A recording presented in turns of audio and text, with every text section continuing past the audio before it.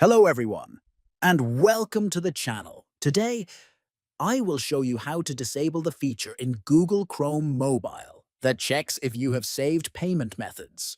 This setting can help protect your privacy and prevent websites from automatically accessing your payment info. Let's get started. First, open the Google Chrome app on your mobile phone. Next, look to the top right corner and tap on the three vertical dots to open the menu. Then, from the drop-down menu, select Settings.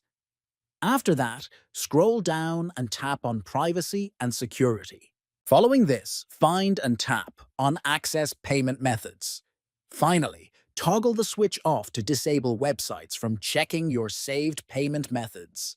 That's all there is to it. Now your payment methods will no longer be automatically accessed when browsing.